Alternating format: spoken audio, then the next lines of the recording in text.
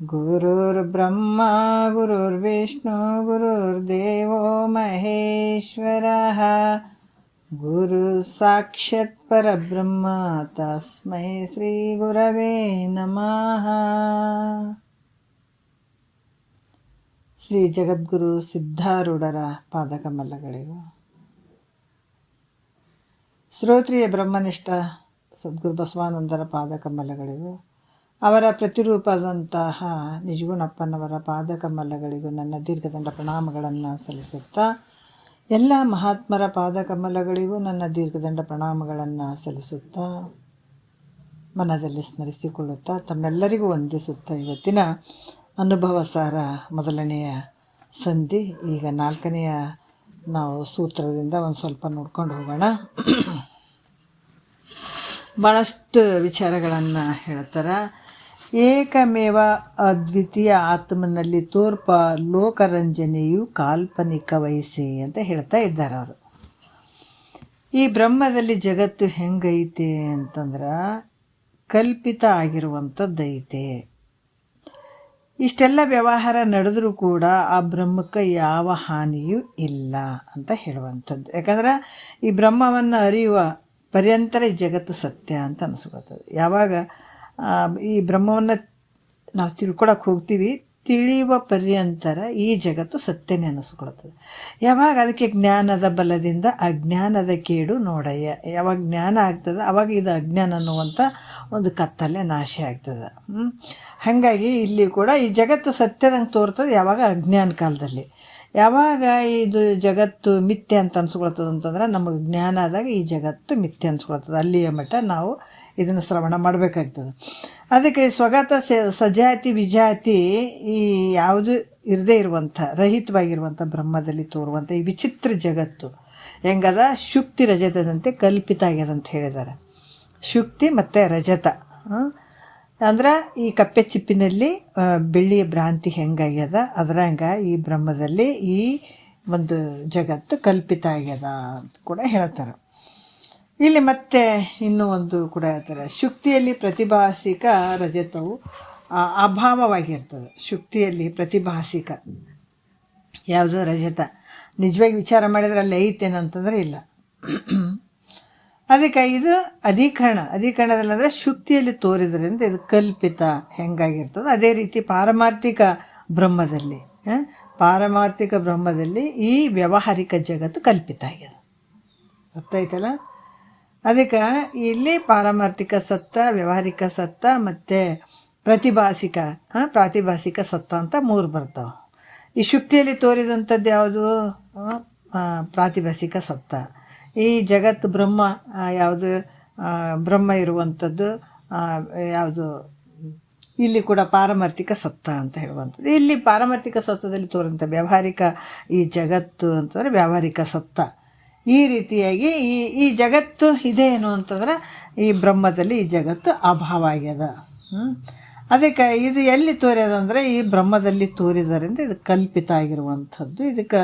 ಅದಕ್ಕೆ ಏಕ ಏವ ಅದ್ವಿತೀಯಂ ಅಂತ ಈ ಮೂರು ಶ್ರುತಿ ಪದಗಳು ಅದಾವೆ. ಈ ಕ್ರಮವಾಗಿ ಇಲ್ಲಿ ಸ್ವಗತ ಸಜಾತಿ ವಿಜಾತಿ ಇವು ಮೂರು ರಹಿತವಾಗಿರುವಂಥದ್ದು ಬ್ರಹ್ಮ ಅಂತ ಕೂಡ ಹೇಳಿದರು. ಇಲ್ಲಿ ಮತ್ತು ಇನ್ನೂ ಒಂದು, ಅದಕ್ಕೆ ಈ ಜಗತ್ತು ಹೆಂಗಿದೆ ಅಂತಂದ್ರೆ ಮಿಥ್ಯಾದ ಅಂತ ಹೇಳಿದರು. ಈಗ ನಾವು ಒಂದನೇ ನುಡಿಯಲ್ಲಿ ಕೂಡ ಭಾಳಷ್ಟು ವಿಚಾರಗಳನ್ನು ಹೇಳ್ತಾರೆ ಅವರು. ಕಂದ ಕೇಳಿಹುದು ನೀನಿಂದು ಮಾಡಿದ ಚೋದ್ಯ ಅಂದವಾಗಿರ್ಪುದು ಈಗ ಇಂತಿದು ನಿನ್ನ ಸಂದೇಹವಳಿಯೇ ಲೊರೆವನು ಅಂತ ಹೇಳಿದರು ಅವ್ರು. ನಿನ್ನೆ ವಿಚಾರದಲ್ಲಿ ಸ್ವಲ್ಪ ರಿವಿಷನ್ ಮಾಡ್ಕೊಂಡು ಹೋಗೋಣ. ಅಂದರೆ ಈಗ ಶಿಷ್ಯ ಮಾಡಿದಂಥ ಪ್ರಶ್ನೆ, ನೀವು ಮಾಡಿದಂಥ ಪ್ರಶ್ನೆ ಬಹಳಷ್ಟು ಅದ್ಭುತವಾಗ್ಯದ, ಮನೋಹರ ಆಗ್ಯದಪ್ಪ, ಭಾಳ ಒಳ್ಳೆ ಪ್ರಶ್ನೆಯನ್ನು ಕೇಳಿದೆ, ಯೋಗ್ಯವಂತ ಪ್ರಶ್ನೆಯನ್ನು ನೀವು ಮಾಡಿದೆ, ಅದರಿಂದ ನಿನ್ನ ಈ ಸಂಶಯ ನಾಶ ಆಗುವಾಗೆ ನಾನು ಹೇಳ್ತೀನಿ ಅಂತ ಹೇಳ್ತಾರೆ. ಹಿಂದೆ ಅವರು ಪ್ರಶ್ನೆ ಮಾಡಿದ ಶಿಷ್ಯ. ಯಾಕಂತಂದ್ರೆ ಇಲ್ಲಿ ಕೂಡ ಇಂದಿನ ಒಂದು ಪ್ರಶ್ನೆ ಏಕಮೇವ ಅದ್ವಿತೀಯಂ ಬ್ರಹ್ಮದಲ್ಲಿ ಕೆಲವು ವಿಚಾರಗಳನ್ನು ಹೇಳ್ತಾರೆ. ಏನಾದರೂ ಅಲ್ಲಿ ಭೇದಕ್ಕೆ ಅವಕಾಶ ಐತೇನೆ ಈ ಬ್ರಹ್ಮದಲ್ಲಿ, ಇದು ಜಗತ್ತಿನ ಬ್ರಹ್ಮದಲ್ಲಿ ಜಗತ್ತು ತೋರ್ತದಂತಂದ್ರೆ ಅದು ಅಲ್ಲಿ ಈ ರೀತಿ ಏಕಂ ಏವಂ ಅದ್ವಿತೀಯಂ ಬ್ರಹ್ಮ ಅಂತ ಏನು ಹೇಳ್ತಾರೆ. ಇಲ್ಲಿ ಸ್ವಗತ ಸಜಾತಿ ವಿಜಾತಿ ಇದ್ರ ಏನಾದರೂ ಇಲ್ಲಿ ಭೇದಕ್ಕೆ ಏನಾದರೂ ಅವಕಾಶ ಐತೇನೋ ಅಂತಂದ್ರೆ ಕೂಡ ಯಾವುದಕ್ಕೂ ಅವಕಾಶ ಇಲ್ಲ. ಈ ರೀತಿ ನೀವು ಊಹೆ ಮಾಡ್ಕೊಳ್ಳೋದು ಸರಿಯಲ್ಲ ಅಂತ ಹಿಂದಿನ ವಿಚಾರದಲ್ಲಿ ಕೂಡ ಹೇಳಿದರು ಅವರು. ಹೇಳಿ ನಂತರ ಇಲ್ಲಿ ಮತ್ತು ಈಗ ಆ ಕೇಳಿದಂಥ ಪ್ರಶ್ನೆಗೆ ಪುಟ್ಟು ಆಚಾರಿ ಆಚಾರಿ ಇದು ಬಾಗ್ಲಿ ಅದಕ್ಕೆ ಇಲ್ಲಿ ಏನು ಹೇಳ್ತಾರ ಅಂತಂದ್ರೆ, ಇದು ಪ್ರಶ್ನೆ ಭಾಳ ಒಂದು ಅದ್ಭುತವಾದಂಥ ಪ್ರಶ್ನೆ ಮಾಡಿದೆ. ನೀನು ಸಂಶಯ ನಿವೃತ್ತಿ ಆಗುವಾಗೆ ನಾನು ಹೇಳ್ತೀನಿ. ಅದು ಹೆಂಗೆ ಹೇಳ್ತೀನಿ ಅಂದರೆ, ಶ್ರುತಿ ಯುಕ್ತಿ ಅನುಭವಗಳಿಂದ ನಾನು ಈ ವಿಚಾರಗಳನ್ನು ನಿನಗೆ ಹೇಳ್ತೀನಿ. ಮತ್ತು ನೀನು ಕೇಳುವಂಥದ್ದು ಹೆಂಗೆ ಕೇಳ್ತೀಯ ಅಂತಂದ್ರೆ, ಏಕಾಗ್ರ ಭಾವದಿಂದ ಕೇಳು ಅನ್ನುವಂಥ ವಿಚಾರ. ಮತ್ತು ಈಗ ಎರಡನೇ ಒಂದು ನುಡಿಯಲ್ಲಿ ಹೇಳ್ತಾರೆ.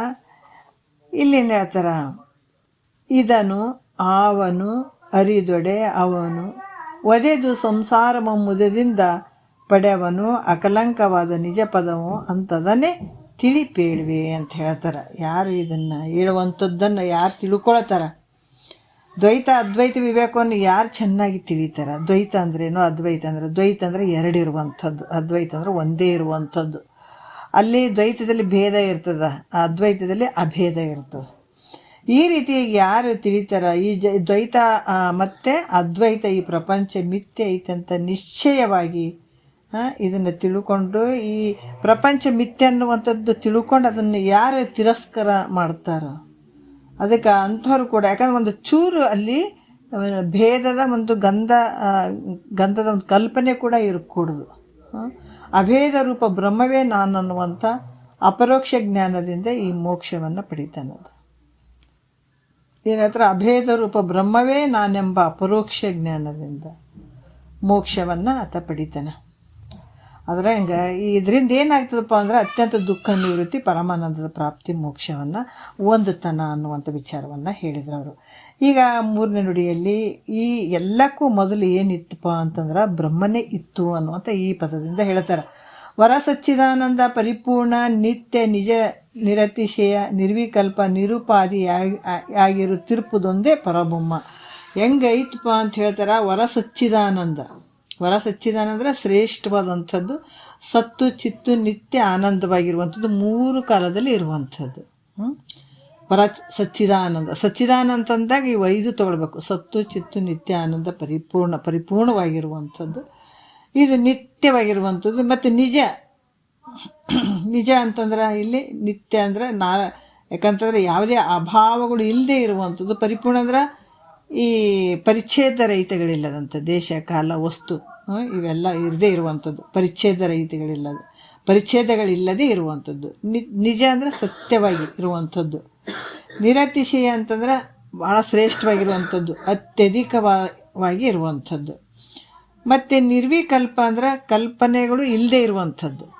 ನಿರ್ವಿಕಲ್ಪ ಅಂತ ಯಾಕೆ ಹೇಳ್ತಂದ್ರೆ ಯಾವ ಕಲ್ಪನೆಗಳಿಗೆ ಅವಕಾಶ ಇರೋಂಗಿಲ್ಲ. ಮತ್ತು ಇದಕ್ಕೆ ಉಪಾಧಿಗಳು ಏನಾರು ಅದಾವೇನಪ್ಪ ಅಂತಂದ್ರೆ ಯಾವುದು ಇರೋಂಗಿಲ್ಲ. ಯಾವುದು ಸ್ಫಟಿಕ ಮಣಿ ಹೆಂಗಿರ್ತದೆ ಹಂಗಿರುವಂಥದ್ದು, ಯಾವುದು ಸಚ್ಚಿದಾನಂದ ಸ್ವರೂಪ. ಅದಕ್ಕೆ ಕೆಲವು ಲಕ್ಷಣಗಳನ್ನು ಕೊಟ್ಟಿದ್ದಾರೆ. ಈಗ ಹಾಲಿಗೆ ನಾವು ಲಕ್ಷಣಗಳನ್ನು ಕೊಡ್ತೀವಿ. ಹೆಂಗದ ನಿನ್ನ ಸ್ವರೂಪ ಅಂತಂದಾಗ ನಾವು ತಿಳಿಬೇಕು ಅಲ್ಲ. ಹೆಂಗೆ ತಿಳಿಬೇಕು ಅಂದರೆ, ಈಗ ಹಾಲು ಹೆಂಗೈತಪ್ಪ ಅಂದ್ರೆ ಅದು ಮಧುರತ್ವದಿಂದ ಅದ, ದ್ರವ ರೂಪದಿಂದ ಅದ, ಆಮೇಲೆ ಅದು ಬಿಳಿ ಕಲರ್ ಇರ್ತದೆ. ಹಿಂಗೆಲ್ಲ ಒಂದು ಲಕ್ಷಣವನ್ನು ಕೊಡ್ತೀವಿ. ತಂಪಾಗಿರ್ತದೆ ಅಂತ ಹಿಂಗೆ ಒಂದು ಕೆಲವು ಲಕ್ಷಣಗಳನ್ನು ಕೊಡ್ತೀವಿ. ಅದಕ್ಕೆ ಪರಬ್ರಹ್ಮ ಸ್ವರೂಪ ಹೆಂಗೈತಪ್ಪ ಅಂತಂದ್ರೆ ಅದು ಸತ್ತು ಯಾವಾಗ ಎಲ್ಲ ಕಡೆ ಇರುವಂಥದ್ದು ಐತೆ. ಅದು ಚಿತ್ತು ಅಂದರೆ ಎಲ್ಲವನ್ನ ತಿಳಿಯುವಂಥದ್ದು ಐತೆ. ನಿತ್ಯ ಅಂದರೆ ಯಾವಾಗಲೂ ಇರುವಂಥದ್ದು ಐತೆ. ಆನಂದವಾಗಿರುವಂಥದ್ದು, ಯಾವಾಗಲೂ ಆನಂದ ರೂಪದಿಂದ ಕೂಡಿದಂಥದ್ದು. ಮತ್ತು ಹೆಂಗೈತೆ ಅಂದರೆ ಪರಿಪೂರ್ಣವಾಗಿರುವಂಥದ್ದು. ಈ ರೀತಿಯಾಗಿ ವರ ಸಚ್ಚಿದಾನಂದ ಶ್ರೇಷ್ಠವಾಗಿರುವಂತಹ ಒಂದು ಸಚ್ಚಿದಾನಂದ ಸ್ವರೂಪದಿಂದ ಕೂಡಿದಂಥದ್ದು ಅಂತ ಕೂಡ ಹೇಳ್ತಾರೆ ಅವರು. ಇದು ಹೆಂಗಿತ್ತಪ್ಪ ಅಂತಂದ್ರೆ ಅದಕ್ಕೆ ಹೇಳ್ತಾರೆ ಅವರು, ನಿತ್ಯ ನಿಜ ನಿರತಿಶಯ ನಿರ್ವಿಕಲ್ಪ. ನೋಡ್ರಿ, ನಿರ್ವಿಕಲ್ಪ ಅಂತಾರೆ ಯಾವ ಕಲ್ಪನೆಗಳು ಇಲ್ಲದೆ ಇರುವಂಥದ್ದು. ನಿರುಪಾದಿ ಅಂದರೆ ಯಾವುದು ಉಪಾಧಿ ಇಲ್ಲ ಅದಕ್ಕೆ. ಮತ್ತು ಅದ್ವಯ ಅಂತಂದ್ರೆ ಒಂದೇ ಆಗಿರುವಂಥದ್ದು. ಅದು ನಿನ್ನ ಸ್ವರೂಪ ಹೆಂಗೈತಂದ್ರೆ ಭಿನ್ನ ಇಲ್ಲ, ಬೇರೆ ಬೇರೆ ಇಲ್ಲ, ಅದು ಒಂದೇ ಆಗಿರುವಂಥದ್ದು ಆ ಸ್ವರೂಪ ಐತಪ್ಪ. ಅದಕ್ಕೆ ಅದಕ್ಕೆ ಏನು ಹೇಳ್ತಾರೆ, ಪರಬ್ರಹ್ಮ ಅಂತ ಹೇಳ್ತಾರೆ. ಬ್ರಹ್ಮ ಅಂದ್ರೆ ಮತ್ತು ಬ್ರಹ್ಮ ವಿಷ್ಣು ಮಹೇಶ್ವರಕ್ಕೆ ಹೋಗಂಗಿಲ್ಲ ಇಲ್ಲಿ. ಎಲ್ಲಕ್ಕೂ ಆಧಾರವಾಗಿರುವಂಥದ್ದು ಏನು ಈ ಜಗತ್ತಿನ ಸೃಷ್ಟಿ ಸ್ಥಿತಿ ಲಯ ನಡೆದದ ಬ್ರಹ್ಮ ವಿಷ್ಣು ಮಹೇಶ್ವರ ಇವರಿಂದ ಏನು ನಡೆದ ಇದೆಲ್ಲ ಮಾಯೆಯಲ್ಲಿ ಬಿದ್ದು ಮಹೇಶ್ವರ ಅನಿಸ್ಕೊಂಡು ಇದೇ ಮಹೇಶ್ವರನೇ ಇವೆಲ್ಲ ರೂಪಗಳಾಗಿ ಪಡ್ಕೊಂಡು ಇದೆಲ್ಲ ಮಾಯೆಯ ಒಂದು ವಿಚಾರಗಳು ನಡೆದಾವಿಲ್ಲಿ. ಆದ್ರೆ ಇದಕ್ಕೆ ಆಧಾರವಾಗಿರುವಂಥದ್ದು ಯಾವುದಂದ್ರೆ ಪರಬ್ರಹ್ಮ ಸ್ವರೂಪ. ಅದಕ್ಕೆ ಇದಕ್ಕೆ ಶ್ರೇಷ್ಠವಾಗಿರುವಂಥದ್ದು ಯಾವುದಂದ್ರೆ ಪರಬ್ರಹ್ಮ ಸ್ವರೂಪ ಹಿಂಗಿರುವಂಥದ್ದು ಅಂತ ಇಲ್ಲಿ ಕೂಡ ಹೇಳ್ತಾರೆ. ಮತ್ತು ಇಲ್ಲಿ ಕೂಡ ಭಾಳಷ್ಟು ವಿಚಾರಗಳನ್ನು ಇಲ್ಲಿ ಹೇಳ್ತಾರೆ. ಈಗ ನಾವು 4ನೇ ನುಡಿ ನೋಡೋಣ. ಇಲ್ಲಿ ಈ ಬ್ರಹ್ಮದ ಸಾಮಾನ್ಯವಾದ ಸತ್ತೆಯನ್ನು ಆಶ್ರಯ ಮಾಡಿಕೊಂಡು ಈ ಬ್ರಹ್ಮದ ಒಂದು ಸಾಮಾನ್ಯವಾದಂಥ ಒಂದು ಶಕ್ತಿಯನ್ನು ಪಡ್ಕೊಂಡು ಇದನ್ನು ಆಶ್ರಯ ಮಾಡಿಕೊಂಡು ಅನಿರ್ವಚನೀಯವಾದಂಥ ಒಂದು ಅವಿದ್ಯೆ ಅದು. ಇದು ಯಾರ ಆಶ್ರಯ ಪಡ್ಕೊಂಡಿದೆ ಅಂದರೆ ಬ್ರಹ್ಮನ ಒಂದು ಆಶ್ರಯ ಪಡ್ಕೊಂಡಂಥದ್ದು. ಅಂದರೆ ಬ್ರಹ್ಮನ ಒಂದು ಸ್ವಲ್ಪ ಶಕ್ತಿಯನ್ನು ಪಡ್ಕೊಂಡು ಅಲ್ಲಿ ಅನಿರ್ವಚನೀಯವಾದ ಒಂದು ಅವಿದ್ಯೆ ಐತೆ. ಈಗ 4ನೇ ನುಡಿಯಲ್ಲಿ ಹೇಳ್ತಾರೆ, ಉಂಟೆನಿಸ ಇಲ್ಲೆನಿಸದ ಉಂಟಿಲ್ಲೆನಿಸದ ಅಖಿಲ ಕಂಟಕದ ಬೀಜವೆನಿಪ ನಾದಿಯ ಅವಿದ್ಯೆ ಉಂಟು ಆತ್ಮಸತ್ಯೊಡಗುಡಿ ಅಂತ ಹೇಳ್ತಾರೆ ಅವರು. ಏನು ಹೇಳ್ತಾರೆ ನೋಡ್ರಿ, ಅದು ಹೆಂಗೈತಪ್ಪ ಅಂತಂದ್ರೆ ಉಂಟೆನಿಸದ ಅಂದ್ರೆ ಇಲ್ಲಿ ಶಿಷ್ಯನಿಗೆ ಹೇಳ್ತಾರೆ, ಇದೆಲ್ಲ ನಾನು ಹೆಂಗೆ ತಿಳಿಲಿ ಗುರುಗಳೇ ಅಂತ ಪ್ರಶ್ನೆ ಮಾಡ್ತಾನಂತ. ಮೇಲೆ ಹೇಳಿದಂಥ ಲಕ್ಷಣಗಳಿಂದ ಕೂಡಿದಂಥ ಬ್ರಹ್ಮದ ಸತ್ತೆಯನ್ನು ಅಂದ್ರೆ ಬ್ರಹ್ಮದ ಒಂದು ಶಕ್ತಿಯನ್ನು ಪಡ್ಕೊಂಡು ಆಶ್ರಯ ಮಾಡಿಕೊಂಡು ಇದು ಸತ್ತು ಅಸತ್ತು ಅಸತ್ತು ವಿಲಕ್ಷಣವಾಗಿಯೂ ಈ ಕಾರ್ಯರೂಪ ಈ ಪ್ರಪಂಚಕ್ಕೆ ಕಾರಣವಾಗಿಯೂ ಉತ್ಪತ್ತಿ ಇಲ್ಲದಾಗಿ ಇರುವ ಒಂದು ಅವಿದ್ಯೆ ಐತೆ ನೋಡ್ರಿ. ಈ ಜಗತ್ತಿನಲ್ಲಿ ಈ ಬ್ರಹ್ಮದಲ್ಲಿ ಈ ಜಗತ್ತಿನ ತೋರಕತ್ತದ. ಇದು ಯಾವುದರಿಂದ ತೋರಕತ್ತದ ಅಂದ್ರೆ ಅವಿದ್ಯೆ. ಅವಿದ್ಯೆಯಿಂದನೇ ಇಷ್ಟೆಲ್ಲ ತೋರಕತ್ತದ. ಅದು ಹೆಂಗೈತೆ ಅಂದ್ರೆ ಸತ್ಯ ಅಂತಲೂ ಅನ್ಸ್ಕೊಳತ್ತದ, ಅಸತ್ ಅಂತಲೂ ಅನ್ಸ್ಕೊಳತ್ತದ, ಅಸತ್ ಅಂದ್ರೆ ಸತ್ಯ ಮತ್ತು ಅಸತ್ ಅಂತೂ ಕೂಡ ಅನ್ಸ್ಕೊಳತ್ತದ. ಈ ರೀತಿ ವಿಲಕ್ಷಣನಾಗಿಯೂ ಇವೆಲ್ಲಕ್ಕೂ ವಿಲಕ್ಷಣನಾಗಿಯೂ ಈ ಕಾರ್ಯರೂಪಕ್ಕೆ ಈ ಜಗತ್ತು ಆದಂತೂ ಅನ್ಸ್ಕೊಳ್ತದ, ಇಲ್ಲಂತೂ ಅನ್ಸ್ಕೊಳ್ತದ, ಆದಿಲ್ಲಂತೂ ಅನ್ಸ್ಕೊಳ್ತದ. ಮತ್ತು ಇದೆಲ್ಲ ಇದಕ್ಕೆಲ್ಲ ವಿಲಕ್ಷಣನಾಗಿಯೂ ಈ ಕಾರ್ಯರೂಪ ಪ್ರಪಂಚಕ್ಕೆ ಕಾರಣವಾಗಿರುವಂಥದ್ದು ಒಂದೈತೆ. ಏನದು? ಅವಿದ್ಯೆ. ಈ ಜಗತ್ತಿಗೆ ಕಾರಣ ಆಗಿರುವಂಥದ್ದು ಒಂದೈತೆ. ಯಾವುದಕ್ಕೆ ಈ ಜಗತ್ತಿಗೆ ಕಾರಣ ಆಗಿರುವಂಥದ್ದು ಯಾವುದು?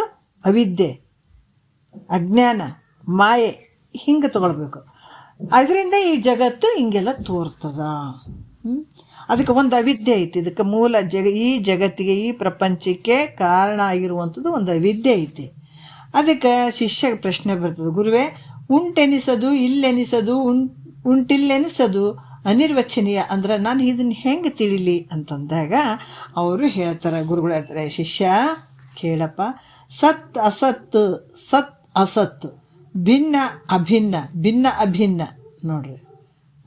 ಈಗ ಸತ್ತು ಅಂದರೆ ಸತ್ಯವಾಗಿ ಸತ್ತು ಇರುವಂಥದ್ದು, ಅಸತ್ ಅಂದರೆ ಇಲ್ಲದೆ ಇರುವಂಥದ್ದು, ಅಸತ್ ಇದ್ದದ್ದು ಇರುವಂಥದ್ದು ಮತ್ತು ಇಲ್ಲದೆ ಇರುವಂಥದ್ದು, ಭಿನ್ನ ಅಂದರೆ ಬೇರೆಯಾಗಿರುವಂಥದ್ದು, ಅಭಿನ್ನ ಅಂದರೆ ಬೇರೆ ಆಗದೇ ಇರುವಂಥದ್ದು, ಅಭಿನ್ನ ಅಂದರೆ ಬೇರೆ ಇದ್ದು ಬೇರೆ ಆಗದೇ ಇರುವಂಥದ್ದು.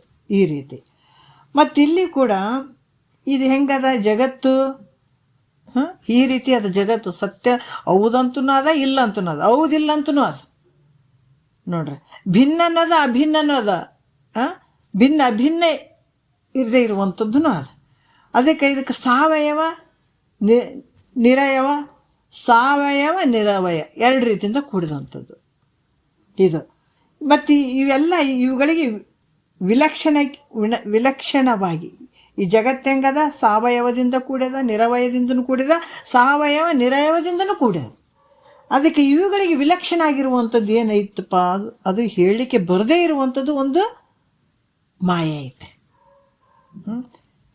ಇದಕ್ಕೆ ಯಾಕಂದ್ರೆ ತೋರಿದಂಗೂ ಆಗ್ತದ, ತೋರ್ಲಾರ್ದಂಗೂ ಆಗ್ತದೆ. ಈ ಜಗತ್ತು ನಾನಾ ರೀತಿ ಹಿಂಗೆ ತೋರ್ತದೆ. ಮತ್ತು ಇದಕ್ಕೆ ಮೂಲ ಕಾರಣ ಆಗಿರುವಂಥದ್ದು ಒಂದೈತೆ, ಅದು ಹೇಳೋಕೆ ಬರಂಗಿಲ್ಲ. ಅದು ಯಾವುದು? ಮಾಯೆ.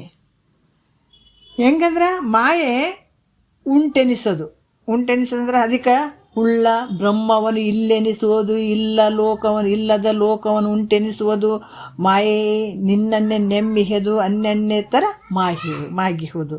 ಪರಮಾರ್ಥ ಗೀತೆಯಲ್ಲಿ ಹೇಳ್ತಾರೆ. ಏನು ಹೇಳ್ತಾರೆ? ಉಳ್ಳ ಬ್ರಹ್ಮವನ್ನು ಇಲ್ಲೆನಿಸುವುದು. ಇದು ಮಾಯೆ ನೋಡ್ರಿ, ಇದ್ದಂಥದ್ದನ್ನು ಇಲ್ದಂಗೆ ಮಾಡಿಬಿಟ್ಟದ. ಇದು ಇಲ್ಲ ಅಂತ ತೋರಿಸುವಂಥದ್ದಾಗಿದೆ ಇದು. ಅದಕ್ಕೆ ಉಳ್ಳ ಬ್ರಹ್ಮವನ್ನು ಇಲ್ಲೆನಿಸುವುದು, ಇಲ್ಲದ ಲೋಕವನ್ನು ಉಂಟೆನಿಸುವುದು. ಇಲ್ಲದೆ ಇರುವಂಥದ್ದು ಲೋಕ ಉಂಟೆನಿಸ್ದಂಗೆ ಮಾಡಕತ್ತದ, ಇರುವಂಥ ಸತ್ಯ ವಸ್ತುವನ್ನು ಇರ್ಲಾರ್ದಂಗೆ ಮಾಡ್ಯದಕ್ಕಿದು ನೋಡ್ರಿ ಮಾಯೆ ಹಂಗದು. ಅದಕ್ಕೆ ಇಲ್ಲಿ ಕೂಡ ಏನು ಹೇಳ್ತಾರ, ಈ ಮಾಯೆ ಹಿಂಗಂತ ಹೇಳಕ್ಕೆ ಬರಂಗಿಲ್ಲದು. ಮಾಯೆ ಉಂಟೆನಿಸೋದು ಯಾಕಂದ್ರೆ ಅದ್ವೈತ ಪ್ರತಿಪಾದಕ ಶ್ರುತಿಗಳಿಗೆ ಇದು, ಯಾಕಂದ್ರೆ ಈ ಮಾಯೆ ಅನ್ನುವಂಥದ್ದು ಇಲ್ಲವೇ ಇಲ್ಲ. ಅದಕ್ಕೆ ಇಲ್ಲಿ ಕೂಡ ಹೇಳ್ತಾರ. ಮತ್ತು ಇಲ್ಲಿ ಕೂಡ ಭೂತಾದಿ ಜಗದ ಉತ್ಪತ್ತಿಗೆ ಕಾರಣ ಈ ರೀತಿ ಆಗಿರುವಂಥದ್ದು. ಈ ಮಾಯೆ ಇಲ್ಲೆನಿಸೋದು ಮತ್ತು ಈ ಅದ್ವೈತ ವಿಚಾರ ನಾವು ಮಾಡ್ತಾ ಹೋದಾಗ ಈ ಮಾಯೆ ಇರೋಂಗಿಲ್ಲ. ಇದು ಹೆಂಗಂತಂದ್ರೆ ಈ ನಮ್ಮ ಇದು ಇರ್ತದೆ ನೋಡ್ರಿ, ಏನು ಮಂಜು ಹೊಗೆ ಥರ ಬರ್ತದೆ ನೋಡ್ರಿ, ಮಂಜು ಬರ್ತದಲ್ಲ, ಅದನ್ನು ನಾವು ದೂರ ನೋಡಿದಾಗ ಐತಪ್ಪ ಅಂತ ಹೇಳ್ತೀವಿ. ಅದ್ರ ಒಳಗೆ ಹೋದಂಗೆ ನಮ್ಗೆ ಗೊತ್ತಾಗ್ತದೆ, ಹಿಡಿಲಿಕ್ಕೆ ಬರ್ತದೇನು ಇಲ್ಲ, ಅದು ಗೊತ್ತೇ ಆಗಂಗಿಲ್ಲ ಹೋದಂಗೆ ಒಳಗೆ. ಅದೇ ರೀತಿ ಕೂಡ ಮಾಯೆಯನ್ನು ವಿಚಾರ ಮಾಡ್ತಾ ಹೋದ್ರೆ ಅದು ಇರೋದೇ ಇಲ್ಲ. ಅದು ತಿಳಿಲಿಕ್ಕೆ ಹೋದ್ರೆ ಅದು ಇರೋದೇ ಇಲ್ಲ ಮಾಯೆ. ಅದಕ್ಕೆ ಇದು ಇಲ್ಲ ಅಂತ ಅನಿಸ್ತದೆ. ಯಾಕಂದ್ರೆ ಅದ್ವೈತ ಪ್ರತಿಪಾದಕ ಶ್ರುತಿಗಳಿಗೆ ಇದು ವಿರೋಧ ಆಗಿರುವಂಥದ್ದು, ಇರದೇ ಇರುವಂಥದ್ದು. ಮತ್ತು ಯಾಕಂದ್ರೆ ಭೂತಾದಿ ಜಗದ ಒಂದು ಉತ್ಪತ್ತಿಗೆ ಕಾರಣ ಇದು ಹೆಂಗದ, ಪಂಚಭೂತಗಳಿಗೆ ಕಾರಣವಾಗಿರುವಂಥದ್ದು ಈ ಮಾಯೆ. ಈ ಮಾಯೆ ಯಾವುದಕ್ಕೆ ಕಾರಣ ಆಗ್ಯದ? ಈ ಆಕಾಶ, ವಾಯು, ಅಗ್ನಿ, ಜಲ, ಪೃಥ್ವಿ ಏನಂತ ಹೇಳ್ತೀವಲ್ಲ, ಆ ಪಂಚಭೂತಗಳಿಗೆ ಕಾರಣ ಆಗಿರುವಂಥದ್ದು ಮಾಯೆ. ಇದರಿಂದ ಮಾಯೆಯು ಏನಾಗ್ತಾರ, ಈ ರೀತಿ ಕಾರಣ ಈ ಸಂಭವಿಸಿದ್ದರಿಂದ ಮಾಯೆ ಉಂಟಿಲ್ಲೆನಿಸೋದು. ಅಂದ್ರೆ ಇದು ಆದಂತೂ ಅನ್ಸ್ಕೊಳ್ತದೆ, ಇಲ್ಲಂತೂ ಅನ್ಸ್ಕೊಳ್ತದೆ. ಅದ್ವೈತ ವಿಚಾರಕ್ಕೆ ಅಲ್ಲಿ ಆ ಶ್ರುತಿಗಳಿಗೆ ಅದೇನಾಗ್ತದ, ವಿರೋಧ ಆಗ್ತದೆ. ಇಲ್ಲಿ ಪಂಚಭೂತಗಳಿಗೆ ಕಾರಣ ಆಗಿರುವಂಥದ್ದು ಮಾಯೆ. ಅದಕ್ಕೆ ಉಂಟಿಲ್ಲೆನಿಸುವುದು. ಯಾಕಂದ್ರೆ ಉಂಟು ಅಂದರೆ ಇದು ಆದ ಅಂತಂದಂಗೆ, ಇಲ್ಲ ಅಂತಂದ್ರೆ ಅದು ಅಭಾವ. ಐತೆ ಅಂತಂದಾಗ ಭಾವ, ಇಲ್ಲ ಅಂದಾಗ ಅಭಾವ ಇದು. ಮತ್ತು ಇಲ್ಲಿ ಕೂಡ ಭಾವ ಅಭಾವಗಳು ಒಂದು ಅಧಿಕರಣದಲ್ಲಿ ತೋರಂಗಿಲ್ಲ. ಭಾವ ಅಭಾವಗಳು ಐತೆ ಇಲ್ಲ ಅನ್ನುವಂಥದ್ದು ಆದಂತೂ ಹೇಳಕ್ಕೆ ಬರೋಂಗಿಲ್ಲ, ಇಲ್ಲ ಅಂತೂ ಹೇಳಕ್ಕೆ ಬರೋಂಗಿಲ್ಲ. ಇದು ಐತೆ ಮತ್ತು ಇಲ್ಲ ಅಂತೂ ಹೇಳಕ್ಕೆ ಬರೋಂಗಿಲ್ಲ. ಯಾಕಂದ್ರೆ ಒಂದು ವಸ್ತುವಿನಲ್ಲಿ ಇವೆರಡು ತೋರ್ತವೆ ಅನ್ನೋದ್ರೆ ತೋರಕ್ಕೆ ಬರೋಂಗಿಲ್ಲ, ಹೌದಲ್ಲ? ಆದಂತೂ ತೋರಕ್ಕೆ ಬರೋಂಗಿಲ್ಲ, ಇಲ್ಲ ಅಂತೂ ತೋರಕ್ಕೆ ಬರೋಂಗಿಲ್ಲ ಒಂದು ವಸ್ತುವಿನಲ್ಲಿ. ಅದಕ್ಕೆ ಇವೆರಡು ವಿರೋಧಿಗಳಾಗಿರೋದ್ರಿಂದ ಮಾಯೆಯು ಬ್ರಹ್ಮ ಚೈತನ್ಯಕ್ಕಿಂತಲೂ ವಸ್ತುತ ಭಿನ್ನವಿಲ್ಲ. ಮಾಯೆ ಹೆಂಗದ, ಬ್ರಹ್ಮ ಚೈತನ್ಯ ಐತಲ್ಲ, ಆ ಚೈತನ್ಯಕ್ಕಿಂತ ಅದು ಭಿನ್ನ ಅಲ್ಲ. ಕನಸು ಏನಾರ ನಿನಕ್ಕಿಂತ ಭಿನ್ನ ಐತೇನು ಕನಸು? ಇಲ್ಲ. ಅದ್ರಾಗ ಈ ಮಾಯೆ ಹೆಂಗೈತಪ್ಪ ಅಂತಂದ್ರೆ, ಈ ಬ್ರಹ್ಮ ಚೈತನ್ಯಕ್ಕಿಂತಲೂ ವಸ್ತುತ ಇದು ಭಿನ್ನ ಅಲ್ಲ. ಯಾಕಂದ್ರೆ ಬ್ರಹ್ಮಕ್ಕೆ ಭಿನ್ನವಾದಂಥ ಸರ್ವಕ್ಕೆ ಮಿಥ್ಯತ್ವ ಪ್ರತಿಪಾದನಾ ಶ್ರುತಿಗಳಿಗೆ ವಿರೋಧವಾಗಿರುವುದರಿಂದ ನೋಡ್ರಿ, ಬ್ರಹ್ಮಕ್ಕೆ ಭಿನ್ನವಾದಂಥ ಏನು ಎಲ್ಲ ಸರ್ವಕ್ಕೆ ಮಿಥ್ಯತ್ವ ಪ್ರತಿಪಾದಕ ಶ್ರುತಿಗಳಿಗೆ ಇದು ವಿರೋಧ ಆಗ್ತದೆ. ಎಲ್ಲ ಈ ಬ್ರಹ್ಮನ ಬಿಟ್ಟರೆ ಜಗತ್ತಿನೊಳಗೆ ಬೇರೆ ಏನಿಲ್ಲ ಅನ್ನುವಂಥ ಅದಕ್ಕೆ ಇದು ಅನ್ನೋದು ವಿರೋಧ ಆಗ್ತದೆ. ಬ್ರಹ್ಮಕ್ಕಿಂತಲೂ ಭಿನ್ನವಾಗಿ ಮಾಯೆ ಇರುವುದಿಲ್ಲ. ಯಾಕಂದರೆ ಬ್ರಹ್ಮನಿಗಿಂತ ಭಿನ್ನವಾಗಿ ಈ ಮಾಯೆ ಇರೋಕ್ಕೆ ಸಾಧ್ಯನೇ ಇಲ್ಲ. ಬ್ರಹ್ಮನ ಬಿಟ್ಟು ಬೇರೆನೂ ಇಲ್ಲ, ಬ್ರಹ್ಮನ ಒಳಗೂ ಇಲ್ಲ, ಬ್ರಹ್ಮನ ಬಿಟ್ಟು ಕಡೆಯಕ್ಕೂ ಇಲ್ಲ. ನೋಡ್ರಿ, ಇದು ಭಿನ್ನನೂ ಇಲ್ಲ, ಅಭಿನ್ನನೂ ಇಲ್ಲ. ಅದಕ್ಕೆ ಇಲ್ಲಿ ಚೈತನ್ಯ ಜಡಗಳೆರಡಕ್ಕೂ ಐಕ್ಯ ಸಂಭವಿಸುವುದಿಲ್ಲ. ಯಾಕಂದ್ರೆ ಈ ಬ್ರಹ್ಮ ಮತ್ತು ಈ ಯಾವುದು ಈ ಮಾಯೆ ಅನ್ನುವಂಥದ್ದು, ಈ ಚೈತನ್ಯ ಮತ್ತು ಜಡಕ್ಕೇನಾದ್ರೆ ಅಲ್ಲಿ ಕೂಡ್ಸೋಕೆ ಬರ್ತದೇನಂದ್ರೆ ಬರೋಂಗಿಲ್ಲ, ಎರಡು ಕೂಡಕ್ಕೆ ಬರೋಂಗಿಲ್ಲ. ಅದಕ್ಕಾಗಿ ಇಲ್ಲಿ ಮಾಯೆ ಹೆಂಗಂದ್ರೆ ಭಿನ್ನ ಅಭಿನ್ನ ಅಂತ ಕೂಡ ಹೇಳಕ್ಕೆ ಬರೋಂಗಿಲ್ಲ. ಅದು ಮಾಯೆ ಸಂಪೂರ್ಣ ಬಿಟ್ಟು ಆದಂತೂ ಇಲ್ಲ, ಮತ್ತು ಬ್ರಹ್ಮದಲ್ಲಿ ಐತಂತೂ ಇಲ್ಲ. ಅದಕ್ಕೆ ಇವೆರಡು ಐಕ್ಯ ಸಂಭವ ಆಗೋದಿಲ್ಲ. ಮಾಯ ಸಾವಯವ ಅಲ್ಲ, ಅದು ಕಣ್ಣಿಗೆ ತೋರ್ತದೆ ಅನ್ನೋದಕ್ಕೆ ಏನಾದರೂ ವ್ಯವಹಾರ ಐತೆ ಅಂದರೆ ಇಲ್ಲ. ಯಾಕಂದ್ರೆ ಮಾಯ ಹೆಂಗದಪ್ಪ ಅಂತಂದ್ರೆ ಇದು ಸಾವಯವ ಅಲ್ಲ. ಯಾಕಂತಂದ್ರೆ ಇದಕ್ಕೆ ಮಾಯ ಅಂದರೆ ಇದು ಯಾಕಂದ್ರೆ ಉತ್ಪತ್ತಿ ಆಗ್ಯದಂತ ಹೇಳಿದ್ರೆ ಅದಕ್ಕೊಂದು ಕಾರಣ ಹೇಳ್ಬೇಕಾಗ್ತದೆ. ಯಾಕಂದ್ರೆ ಈ ಮಾಯ ಅನ್ನುವಂಥದ್ದು ಉತ್ಪತ್ತಿ ಆಗ್ಯದ ಅಂತ ಹೇಳಿದರೆ ಅದಕ್ಕೊಂದು ಕಾರಣ ಹೇಳ್ಬೇಕಾಗ್ತದೆ. ಕಾರಣ ಮಾತ್ರ ಯಾವುದು ಇಲ್ಲಿದಕ್ಕೆ, ಯಾವುದೇ ಕಾರಣ ಇಲ್ಲ. ಅದಕ್ಕೆ ಅನಾದಿ ಉತ್ಪತ್ತಿ ಇಲ್ಲದೇ ಇರುವಂಥದ್ದು. ಇಲ್ಲಿ ಕೂಡ ಅದಕ್ಕೆ ಇದೇ ಕಾರಣ ಅಂತ ಹೇಳಿದ್ರೆ ಅದಕ್ಕೆ ಅನವಸ್ಥ ಪ್ರಸಂಗ ಬರ್ತದೆ. ಇದೇ ಕಾರಣಪ್ಪ ಈ ಮಾಯ ಹುಟ್ಟೋದಕ್ಕೆ ಅಂತ ಹೇಳಿದ್ರು ಕೂಡ ಹಂಗೆ ಹೇಳೋಕ್ಕೂ ಬರೋಂಗಿಲ್ಲ ಅದು. ಅದರಿಂದ ಅದು ಸಾವಯವನೂ ಅಲ್ಲ ಮತ್ತು ಮಾಯ ನಿರವಯವನೂ ಅಲ್ಲ. ಅದು ಯಾಕಂತಂದ್ರೆ ಇಲ್ಲಿ ಕೂಡ ಯಾವ ರೀತಿ ಪ್ರಕೃತಿತ್ವ ಅಂದ್ರೆ ಕಾರಣತ್ವ ಅಭಾವವಾಗಿರೋದರಿಂದ ಈ ಸಾವಯವ ಪದಾರ್ಥಗಳೇ ಲೋಕದಲ್ಲಿ ಕಾರಣ ಆಗಿರುವಂಥದ್ದು ಕಂಡುಬರುವಂಥ ಜಗತ್ತಿನೊಳಗೆ ಸಾವಯವ ಅನ್ನುವಂಥದ್ದು ನಮಗೆ ಕಣ್ಣಿಗೆ ಕಾಣಿಸ್ತದೆ. ಎಲ್ಲ ದೃಶ್ಯ ಪ್ರಪಂಚದಲ್ಲಿ ಏನೇ ಆಗ್ತದೆ ಎಲ್ಲವನ್ನು ಕಂಡು ಬರೋದರಿಂದ ಈ ಒಂದು ಮಾಯೆ ಅನ್ನುವಂಥದ್ದು ಸಾವಯವನಲ್ಲ, ನಿರವಯವನೂ ಅಲ್ಲ. ಯಾಕಂದ್ರೆ ಇವೆರಡು ಒಂದಕ್ಕೊಂದು ವಿರೋಧಗಳು ಅದಾವೆ. ಸಾವಯವ ಮತ್ತು ನಿರವಯಗಳು ಎರಡೂ ವಿರೋಧಗಳಾಗಿದ್ದರಿಂದ ಈ ಒಂದು ಸ್ಥಳದಲ್ಲಿ ಇಡೋಕ್ಕಾಗಂಗಿಲ್ಲ. ಸಾವಯವ ಮತ್ತು ನಿರವಯವ ಒಂದು ಸ್ಥಳದಲ್ಲಿ ಇಲ್ಲಿ ಇರೋಕ್ಕೆ ಸಾಧ್ಯ ಇಲ್ಲ. ಅದರಿಂದ ಇಲ್ಲಿ ಕೂಡ ಇದು 9 ರೀತಿಯಿಂದ ಹೇಳಿದರೂ ಕೂಡ ಇದು ಹೇಳಲಿಕ್ಕೆ ಬರದೇ ಇರುವಂಥದ್ದು ಇದು. ಇದಕ್ಕೇನು ಹೇಳ್ತಾರೆ, ಅನಿರ್ವಾಚ್ಯ ಅಂತ ಹೇಳ್ತಾರೆ. ಅನಿರ್ವಾಚ್ಯ ಅಂತ ಕರೀತಾರೆ. ಅಂದ್ರೆ ಶುಕ್ತಿಯಲ್ಲಿ ತೋರುವ ರಜತ್ ಸತ್ತಾಗಿದ್ದರೆ ಗೊತ್ತಾಯ್ತಲ್ಲ. ಶುಕ್ತಿ ಅಂದರೆ ಕಪ್ಪೆ ಚಿಪ್ಪಿನಲ್ಲಿ ತೋರಿದಂಥ ಬೆಳ್ಳಿ. ಅದು ಏನಾದರೂ ಅದು ಸತ್ತಾಗಿದ್ರೆ ಅಂದರೆ ಯಾವಾಗಲೂ ಇರುವಂಥದ್ದು. ಸತ್ತಂದರೆ ಇರುವಂಥದ್ದು. ಅದು ಆಗಿತ್ತಂದ್ರೆ ಶುಕ್ತಿ ಜ್ಞಾನದಿಂದ ನಾಶ ಆಗಬಾರ್ದಾಗಿತ್ತು. ನಾಶ ಆಗ್ತದಲ್ಲ. ಅದಕ್ಕೆ ಇಲ್ಲಿ ಕೂಡ ಏನು ಹೇಳ್ತಾರೆ, ಅದು ನಿಜನೇ ಆಗಿತ್ತಪ್ಪ, ಈ ಜಗತ್ತು ಸತ್ಯನೇ ಆಗಿತ್ತಂತಂದ್ರೆ ಬ್ರಹ್ಮದ ಜ್ಞಾನ ಆದಮೇಲೆ ಈ ಜಗತ್ತು ಮಿಥ್ಯೆ ಆಗಬಾರ್ದಾಗಿತ್ತು. ಆಮೇಲೆ ಶುಕ್ತಿಯಲ್ಲಿ ಈ ಬೆಳ್ಳಿ ಏನು ತೋರ್ತದಲ್ಲ ಅದು ಮಿಥ್ಯೆ ಆಗಿತ್ತು ಅಂತಂದರೆ ಅದು ಶುಕ್ತಿಯ ಜ್ಞಾನ ಆದಮೇಲೆ ರಜತ ಹೋಗಬಾರ್ದಾಗಿತ್ತು, ಇರಬೇಕಾಗಿತ್ತಲ್ಲ. ಅಸತ್ತಾಗಿದ್ದರೆ ಒಂದು ವೇಳೆ ಜಗತ್ತು ಅಸತ್ತಾಗ್ಯದಪ್ಪ ಅಂತಂದ್ರೆ ಅದು ತೋರ್ಬಾರ್ದಾಗಿತ್ತು. ನೋಡಿರಿ ಎಷ್ಟು ವಿಚಿತ್ರ ಅದು ನೋಡ್ರಿ ಇದು.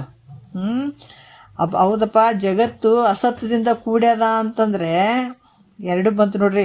ಶುಕ್ತಿ ಒಳಗೆ ರಜತ್ ತೋರಾಕತ್ತದ, ಆದರೆ ಶುಕ್ತಿ ಜ್ಞಾನ ಆದಮೇಲೆ ರಜತ್ ನಾಶ ಆಗಿಬಿಡ್ತದ. ಅದು ಆಗಬಾರ್ದಾಗಿತ್ತು.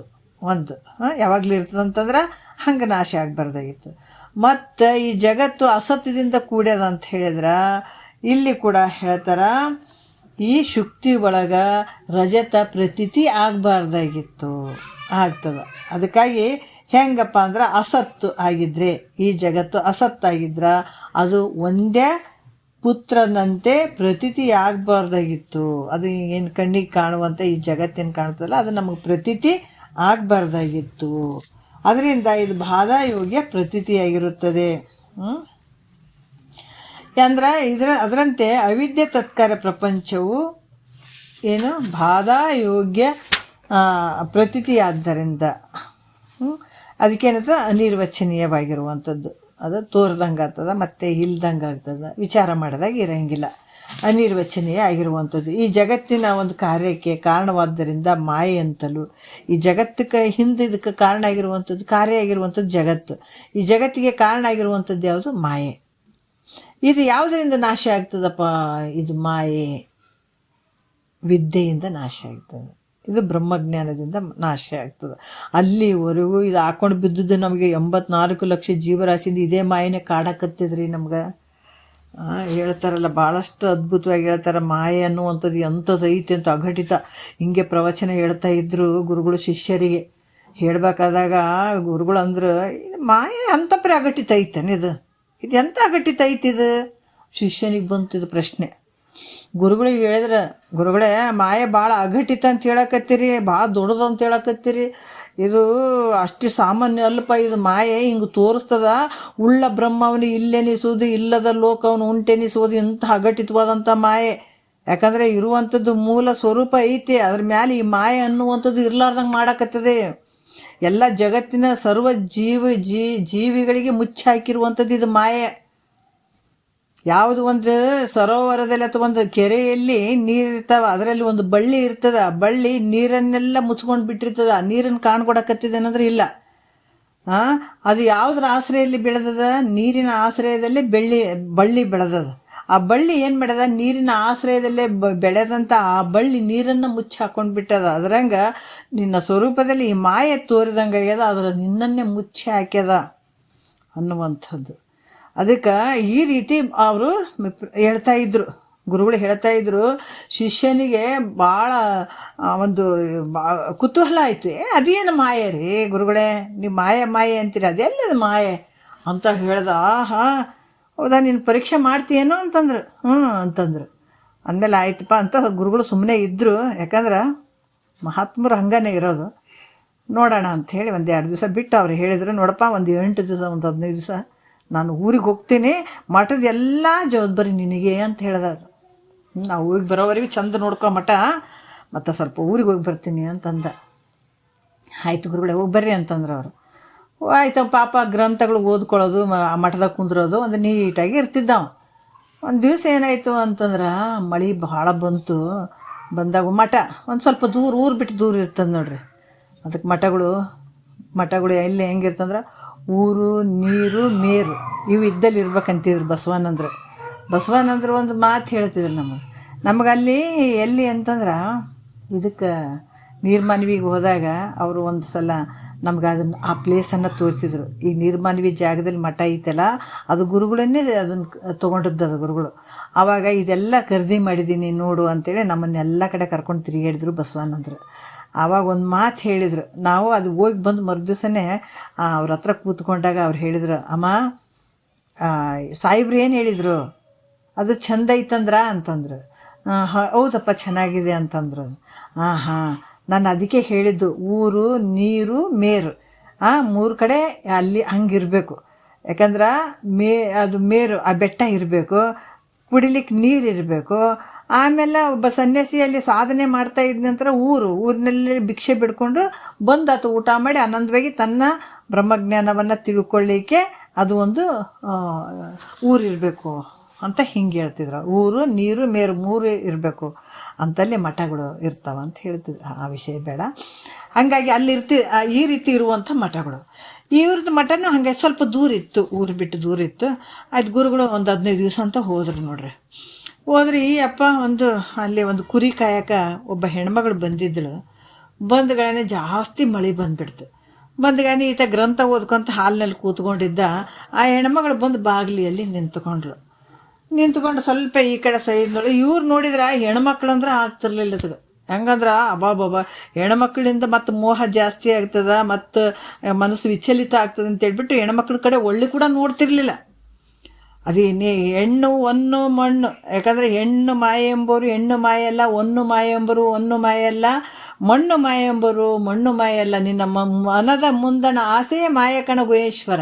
ನೋಡಿ, ಇದನ್ನು ಅರ್ಥಕೊಂಡು ಎಲ್ಲಾದರೂ ಇದ್ರೂ ಕೂಡ ನಾವು ಆನಂದವಾಗಿರ್ಬೋದು, ಇಲ್ಲ ಅಂತಿಲ್ಲ. ಈ ಅಪ್ಪ ಆ ಕಡೆ ಒಳ್ಳೆ ಕೂಡ ನೋಡ್ತಿರ್ಲಿಲ್ಲ. ಅಂಥ ವ್ಯಕ್ತಿ ಮಠದ ಸುತ್ತ ಜನನೂ ಇರಲಿಲ್ಲ ಯಾರು. ಅಂಥ ಸಂದರ್ಭದಲ್ಲಿ ಓದ್ಕೊಂಡು ಕುಂತಿದ್ದ ಆ ಹೆಣ್ಮಗಳು ಅಲ್ಲಿ ಬಂದು ನಿಂತಳು ನೋಡ್ರಿ. ಅಲ್ಲಿ ಮುಂದ್ಗಡೆ ಬಂದು ನಿಂತಗಳೇ ಮಳೆ ಜಾಸ್ತಿ ಬರ್ತಿತ್ತು.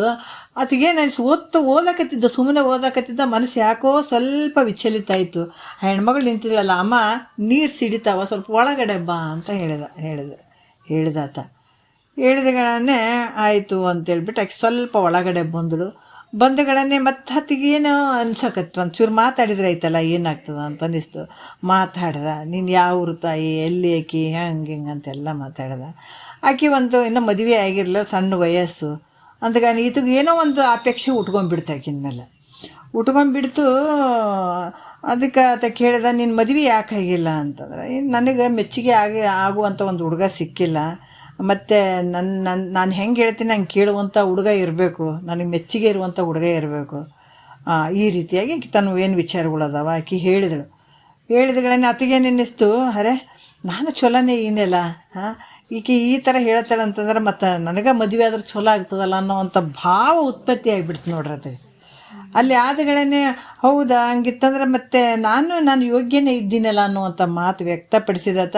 ಹೌದಾ, ಹಂಗಿತ್ತಂದ್ರೆ ಮತ್ತು ಆಯಿತು, ನಾನು ಹೆಂಗೆ ಹೇಳ್ತೀನಿ ಹಂಗೆ ಕೇಳಬೇಕು, ಕೇಳಿದ್ರೆ ನಾನು ನಿನಗೆ ಮದುವೆ ಆಗ್ತೀನಿ ಅಂದ್ರೆ ಆಕೆ ಅಂದಗಳೇ. ಯಾಕಂದ್ರೆ ಅಲ್ಲಿ ಮಠದಾಗೂ ಯಾರಿರಲಿಲ್ಲ ಜನ, ಆಕೆಗೆ ಸುತ್ತಮುತ್ತ ಇರಲಿಲ್ಲ. ಆತನ ಮನಸ್ಸು ಒಂಥರ ವಿಚಲಿತ ಆಗಿಬಿಡ್ತು. ಆದಗಳೇ ಆಯಿತು, ನೀನು ಹೆಂಗೆ ಹೇಳ್ತೀನಿ ನಾನು ಕೇಳ್ತೀನಿ ಅಂದರೆ, ನನ್ನ ಎತ್ಕೊಂಡು ತಿರುಗಾಡುವಂಥ ಶಕ್ತಿ ಆತನ ಬಲ್ಲಿ ಇರಬೇಕು ಅಂತಂದಳಾಗೆ. ಆಯಿತು ಅಂತ ಹೇಳ್ಬಿಟ್ಟು ಆತ ಏನು ಮಾಡೋದು, ಆಯ್ತು ಏನು ಮಾಡಬೇಕು, ಈ ಮಠ ಒಂದು 3 ಸಲ ಸುತ್ತ ಹಾಕಿಬಿಡು ನನ್ನ ಒತ್ಕೊಂಡು, ನಾನು ನಿನ್ನ ಮದುವೆ ಆಗ್ತೀನಿ ಅಂತಂದಳಕಿ. ಆಯಿತು ಅಂತ ಹೇಳಿಬಿಟ್ಟು ಆತ ಏನು ಮಾಡ್ದ, ಆಕೆಯನ್ನು ಹೆಗಲ ಮೇಲೆ ಕೂಡಿಸ್ಕೊಂಡ, ಬೆನ್ನ ಮೇಲೆ ಕೂಡಿಸ್ಕೊಂಡು ಒಂದು ಸುತ್ತು ಹಾಕಿದ. ಹಾಕಿದ ತಕ್ಷಣವೇ ಮತ್ತು ಇನ್ನೊಂದು ಸುತ್ತು, 2 ಸುತ್ತು ಹಾಕಿದ. 3ನೇ ಸುತ್ತು ಭಾಳ ಭಾರ ಆಗಿಬಿಡ್ತು, ಸಿಕ್ಕಾಪಟ್ಟೆ ಭಾರ ಆಗಿಬಿಡ್ತು. ಆಮೇಲೆ ಇದು ಯಾಕೆ ಇಷ್ಟು ಭಾರ ಐತಲ್ಲ, 2 ಸುತ್ತು ಹಾಕಿದ್ದೆ, ಇನ್ನೂ ಅರ್ಧ ಸುತ್ತು ಬಂದಿದ್ದೆ, ಇನ್ನೂ ಒಂದು ಅರ್ಧ ಸುತ್ತಿತ್ತಲ್ಲ, ಯಾಕೆ ಭಾರ ಆಯಿತು ಅಂಥೇಳಿ ಅದು ಗಾಬರಿ ಆಗಿಬಿಡ್ತು.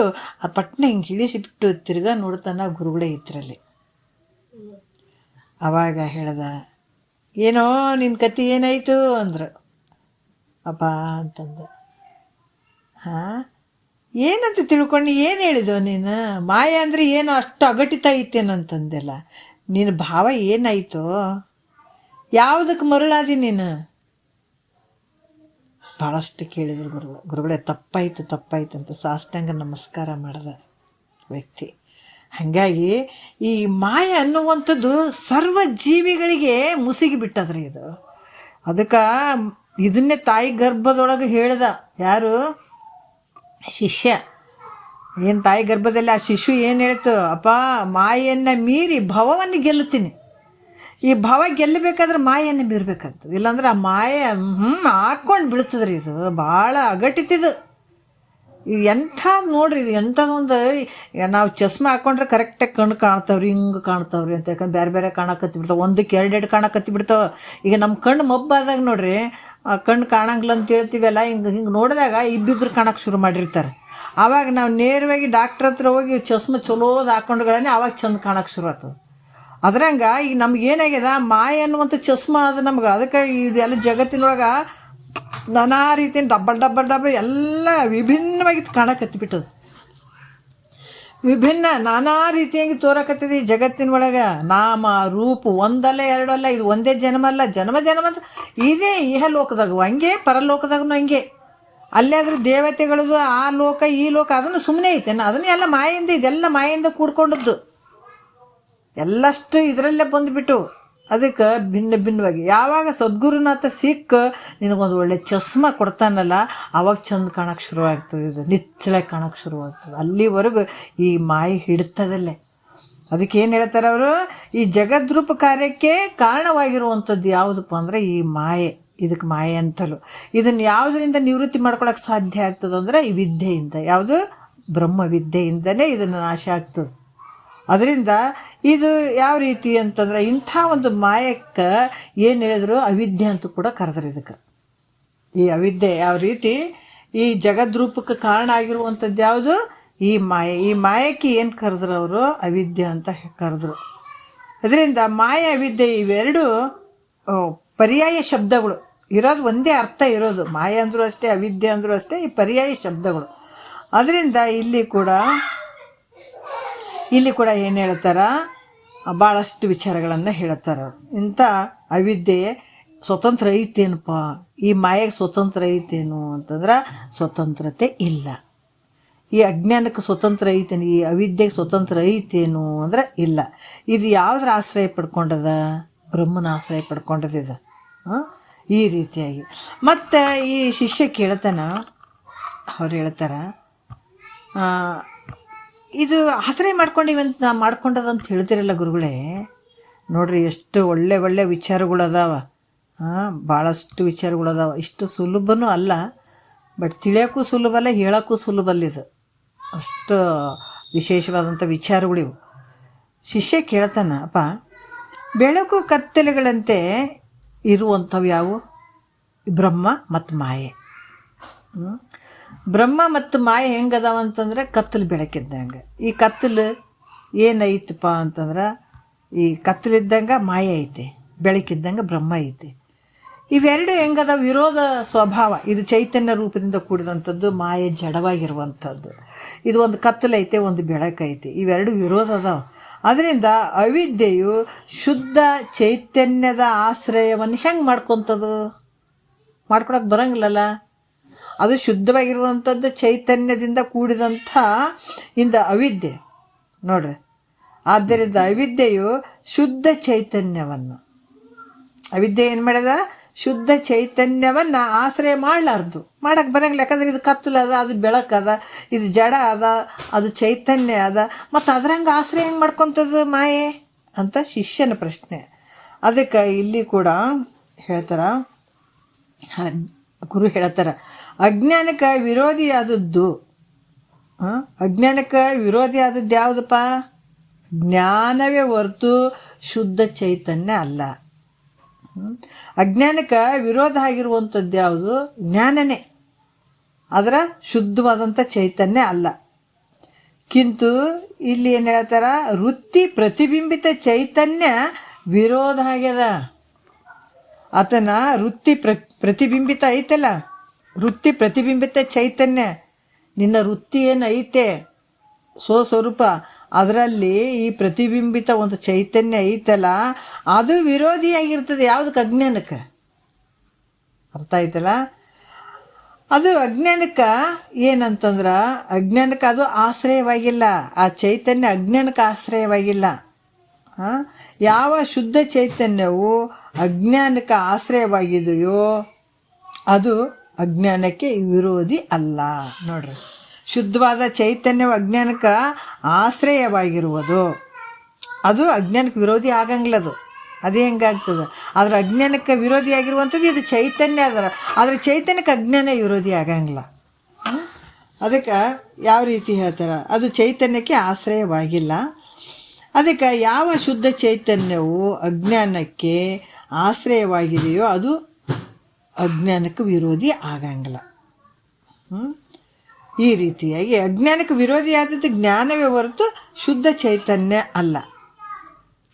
ಮತ್ತು ಇಲ್ಲಿ ಕೂಡ ಹೇಳ್ತಾರ, ಯಾವುದು ಅಜ್ಞಾನಕ್ಕೆ ಆಶ್ರಯವಾಗಿಲ್ಲ, ಯಾವುದು ಯಾವ ಶುದ್ಧ ಚೈತನ್ಯವು ಅಜ್ಞಾನಕ್ಕೆ ಆಶ್ರಯವಾಗಿರುವುದು ಅದು ಅಜ್ಞಾನಕ್ಕೆ ವಿರೋಧಿ ಅಲ್ಲಪ್ಪ ಅಂತ ಹೇಳ್ತಾರೆ ಅವರು.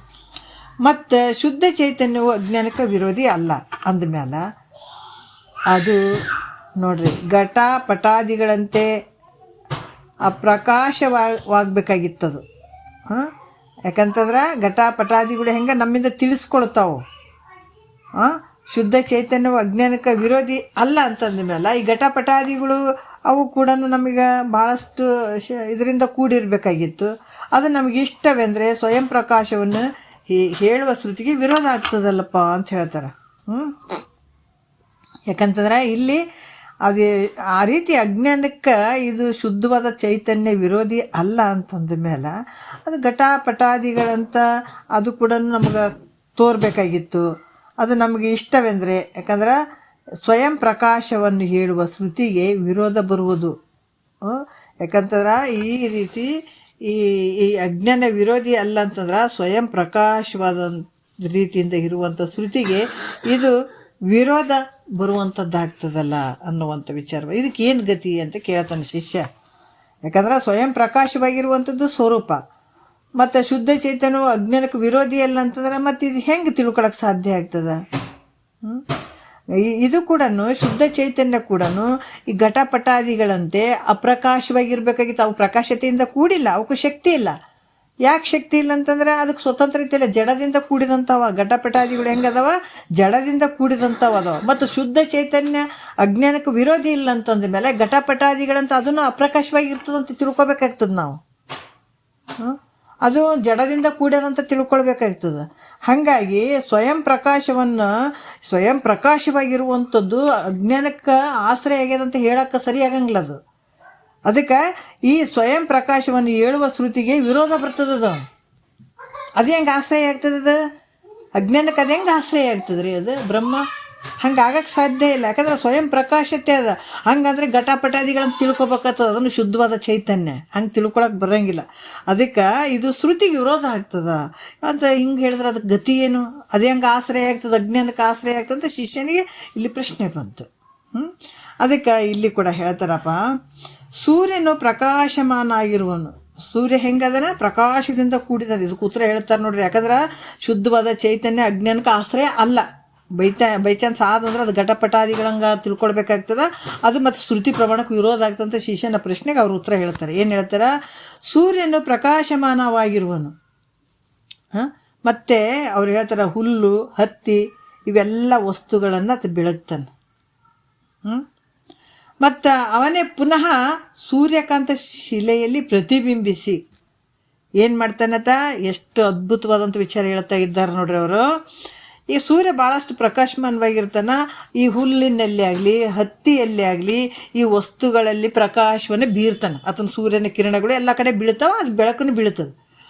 ಆತನೇ ಪುನಃ ಸೂರ್ಯಕಾಂತ ಶಿಲೆಯಲ್ಲಿ, ನಾವು ಸೂರ್ಯಕಾಂತ ಶಿಲೆ ಅಂತಂದ್ರೆ ಅದನ್ನು ನಾನು ನೋಡಿಲ್ಲ, ಅದು ಹಿಂಗೆ ಬಿಸಿಲಿಗೆ ಹಿಡಿದ್ರೆ ಕೆಳಗಡೆ ಇರುವಂಥ ವಸ್ತುಗಳು ಸುಡ್ತಾವೆ. ಅದಕ್ಕೆ ಸೂರ್ಯಕಾಂತ ಶಿಲೆಯಲ್ಲಿ ಪ್ರತಿಬಿಂಬಿಸಿ ಆ ಸೂರ್ಯನ ಕಿರಣಗಳ ಮುಂದೆ ಒಂದು ಸೂರ್ಯಕಾಂತ ಶಿಲೆ, ಅದು ಶಿಲೆ ಇರ್ತದಂತಿಷ್ಟು, ಅದನ್ನು ಹಂಗೆ ಹಿಡಿದ್ರೆ ಆ ಶಿಲೆಯಲ್ಲಿ ಪ್ರತಿಬಿಂಬಿಸಿ, ಏನು ಸೂರ್ಯನ ಕಿರಣಗಳು ಆ ಶಿಲೆಯಲ್ಲಿ ಪ್ರತಿಬಿಂಬಿಸಿ ಹುಲ್ಲು ಹರಳೆಗಳನ್ನು ಸುಟ್ಟು ಬೂದಿ ಮಾಡಿಬಿಡ್ತಾನೆ ನೋಡ್ರಿ. ಅರ್ಥ ಆಯ್ತಲ್ಲ? ಸೂರ್ಯಕಾಂತ ಶಿಲೆಯಲ್ಲಿ ಅಂದ್ರೆ ಸೂರ್ಯನು ಸಾಮಾನ್ಯ ಪ್ರಕಾಶದಿಂದ ತೃಣಾದಿಗಳನ್ನು ಬೆಳಗ್ತಾನೆ. ತೃಣಾದಿಗಳಂದ್ರೆ ಹುಲ್ಲು ಕಡ್ಡಿ ಸರ್ವ ವಸ್ತುಗಳನ್ನು ಸೂರ್ಯ ತನ್ನ ಒಂದು ಸಾಮಾನ್ಯ ಪ್ರಕಾಶತೆಯಿಂದ ಅದನ್ನು ಎಲ್ಲ ಕಡೆ ಬೆಳಕು ಕೊಡ್ತಾನೆ. ಅದಕ್ಕೆ ಅದ್ರ ಮೇಲೆಲ್ಲ ಪ್ರಕಾಶ ಬೀರ್ತಾನೆ. ವಿಶೇಷ ಪ್ರಕಾಶದಿಂದ ಅವುಗಳನ್ನು ಸುಡ್ತಾನೆ. ಹೆಂಗೆ ಸೂರ್ಯಕಾಂತ ಒಂದು ಶಿಲೆಯಲ್ಲಿ ಪ್ರತಿಬಿಂಬಿಸಿ ಹೆಂಗೆ ಅವರಿಗೆ ಅದು ವಸ್ತುಗಳನ್ನು ಹೆಂಗೆ ಸುಡ್ತಾನೆ, ಆ ರೀತಿ ಹುಲ್ಲು ಮತ್ತು ತೃಣವನ್ನು ಹೆಂಗೆ ಸುಡ್ತಾನೆ ಅದೇ ರೀತಿ ಕೂಡ ಹತ್ತಿಯನ್ನು ಸುಡ್ತಾನೆ. ಅದೇ ರೀತಿ ಕೂಡ ಇಲ್ಲಿ ಸಾಮಾನ್ಯದಿಂದ ಎಲ್ಲ ಕಡೆ ಪ್ರಕಾಶತೆ ಬೀರ್ತಾನೆ. ಮತ್ತು ತೃಣಾದಿಗಳಂದ್ರೆ ವಸ್ತುಗಳನ್ನು ಅಲ್ಲಿ ಸುಡ್ತಾನೆ, ಬೆಳಗ್ತಾನೆ. ವಿಶೇಷ ಪ್ರಕಾಶದಿಂದ ಅವುಗಳನ್ನು ಸುಡ್ತಾನೆ. ಹೇಗೋ ಹಾಗೆ ಶುದ್ಧ ಚೈತನ್ಯ ರೂಪ ಬ್ರಹ್ಮವು ಸಾಮಾನ್ಯ ರೂಪದಿಂದ ಅವಿದ್ಯೆಗೆ ಆಶ್ರಯವಾಗಿರ್ತದ ನೋಡ್ರಿ. ಇದು ಶುದ್ಧವಾದಂಥ ಚೈತನ್ಯ ರೂಪ ಬ್ರಹ್ಮ ಏನಾಗ್ತದಪ್ಪ ಅಂದ್ರೆ ಅದು ಸಾಮಾನ್ಯ ರೂಪದಿಂದ ಅವಿದ್ಯೆಗೆ ಆಶ್ರಯ ಆಗ್ಯದ. ಅದೇ ಚೈತನ್ಯವು ವೃತ್ತಿ ಪ್ರತಿಬಿಂಬಿತ ರೂಪದಿಂದ ವಿಶೇಷವಾಗಲು ನೋಡ್ರಿ. ಅದೇ ಚೈತನ್ಯ ಅಂದರೆ ವಿಶೇಷವಾದಂಥ ಚೈತನ್ಯ ಈ ವೃತ್ತಿ ಪ್ರತಿಬಿಂಬಿತ, ಆ ವೃತ್ತಿ ಒಳಗೆ ಪ್ರತಿಬಿಂಬಿತ ಆಯ್ತಂದ್ರೆ ಆ ರೂಪದಿಂದ ಅವಿದ್ಯೆಗೆ ಏನು ಅವಿದ್ಯೆ ನಾಶ ಮಾಡ್ತದೆ. ಅರ್ಥ ಆಯ್ತಲ್ಲ? ಭಾಳ ಸೂಕ್ಷ್ಮದ ವಿಚಾರಗಳು ಇವು.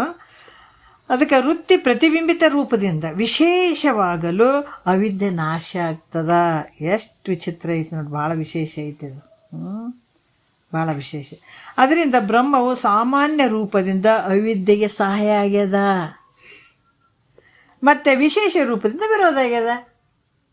ವಿಶೇಷ ರೂಪದಿಂದ ಸುಡ್ತದೆ, ಸಾಮಾನ್ಯ ರೂಪದಿಂದ ಬೆಳಗ್ತದೆ ನೋಡ್ರಿ. ಅದಕ್ಕೆ ಇದು ಸ್ವಯಂ ಪ್ರಕಾಶ ರೂಪವಾಗಿರುವಂಥದ್ದು ಐತಪ್ಪ, ಅದರಿಂದ ಯಾವ ದೋಷವೂ ಇಲ್ಲ ಅಂತ ಭಾಳಷ್ಟು ವಿಚಾರಗಳನ್ನು ಹೇಳ್ತಾರೆ. ಮತ್ತು ಶಿಷ್ಯ ನಾಳೆ ಒಂದು ಭಾಳಷ್ಟು ಪ್ರಶ್ನೆಯನ್ನು ಕೇಳ್ತಾನೆ. ನಾಳೆ ಏನು ಕೇಳ್ತಾನೆ ನಾಳೆ? ಯಾಕಂದ್ರೆ ಈ ಬ್ರಹ್ಮದಲ್ಲಿ, ಚಿನ್ಮಾತ್ರ ಬ್ರಹ್ಮದಲ್ಲಿ ಅಜ್ಞಾನ ಇರುವಂಥದ್ದು ಸ್ವಾಭಾವಿಕ ಅದು, ಅಥವಾ ಉಪಾಧಿ ಸಂಬಂಧ ಆಗ್ಯದು. ಮತ್ತು ಇಂಥ ಪರಬ್ರಹ್ಮದಲ್ಲಿ ಅವಿದ್ಯೆ ತೋರ್ತದಲ್ಲ, ಅಜ್ಞಾನ ತೋರ್ತದಲ್ಲ, ಇದು ಸ್ವಾಭಾವಿಕ ಆಗ್ಯದೋ ಏನು ಉಪಾಧಿ ಅಂತ ತೋರಕತ್ತದಪ್ಪ ಈ ಜಗತ್ತು ಹಿಂಗೆ, ಇದು ಏನು ಕತ್ತಿ ಇದು ಅಂತ ಆತ ಪ್ರಶ್ನೆ ಮಾಡ್ತಾನೆ. ನೋಡೋಣ ನಾಳೆ ಇದನ್ನು ನೋಡೋಣ, ನೀಟಾಗಿ ನೋಡೋಣ. ಒಂದೆರಡು ಮತ್ತು ಗುರುಗಳು ಪಾದಕ್ಕೆ ಅರ್ಪಿಸಿ ಹರೋ.